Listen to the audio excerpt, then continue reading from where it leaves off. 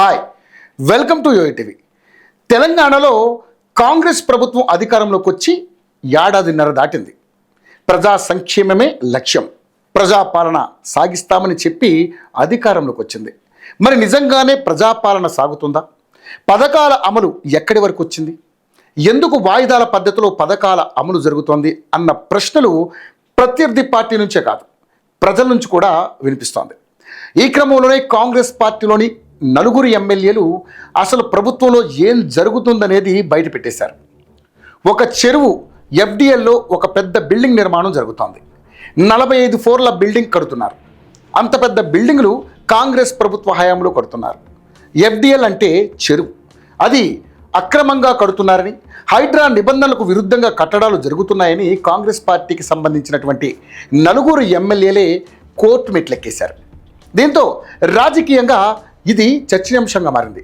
అసలు అక్కడ కడుతుంది ఎవరు, ఎందుకింత రచ్చ జరుగుతోంది అనే విషయానికి వస్తే, షేర్లింగంపల్లిలోని కాజాగూడ ఏరియాలో చెరువులో పెద్ద పెద్ద భవనాలను నిర్మిస్తున్నారు. ఈ భూమి 27 ఎకరాల 18 గుంటలు ఉంటుంది. ఈ భూమి రేటు అక్షరాల 10,000 కోట్ల రూపాయలు.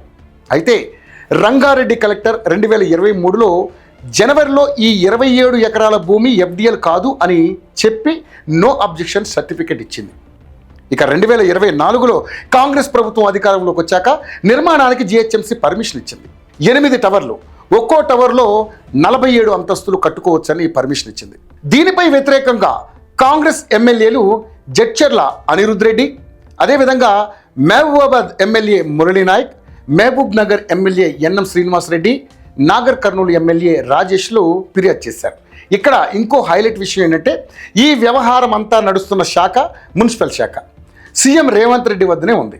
అయితే ఈ అక్రమంగా కట్టడాలు జరుగుతున్నాయంటూ ఈ 6 నెలల కిందట హైడ్రాకు ఫిర్యాదు చేశారు ఎమ్మెల్యే అనిరుద్ రెడ్డి. స్వయంగా హైడ్రా రంగనాథ్కు ఇచ్చారు. ఆయన కూడా ఇప్పటి వరకు దీనిపై రియాక్ట్ కాలేదు. ఆ తర్వాత రంగనాథ్పై సీఎం రేవంత్ రెడ్డికి ఈ ఎమ్మెల్యేలు ఫిర్యాదు చేశారు. ఆయన నుంచి కూడా ఎలాంటి స్పందన లేదు. దీంతో ఈ నలుగురు ఎమ్మెల్యేలు హైకోర్టును ఆశ్రయించారు. దీంతో సంబంధిత అధికారులు రంగారెడ్డి కలెక్టర్ రెవెన్యూ ఆఫీసర్కు నోటీసులు వెళ్ళాయి. 2 నెలల్లో సమాధానం చెప్పాలని నోటీసుల్లో హైకోర్టు పేర్కొంది. ఇంత జరుగుతున్నా రేవంత్ రెడ్డి ఈ అంశంపై ఎందుకు స్పందించడం లేదనేది ప్రతిపక్ష పార్టీలు నిలదీస్తున్నాయి. మున్సిపల్ శాఖ కూడా రేవంత్ రెడ్డి వద్దే ఉంది. మొన్న జరిగిన మంత్రివర్గ విస్తరణలో కూడా ఈ శాఖ ఇందుకోసమే ఎవరికీ కేటాయించలేదా అని ప్రశ్నిస్తున్నారు. మరి దీనిపై రేవంత్ రెడ్డి ఇప్పటికైనా రియాక్ట్ అవుతారా లేదా అనేది మనం చూద్దాం.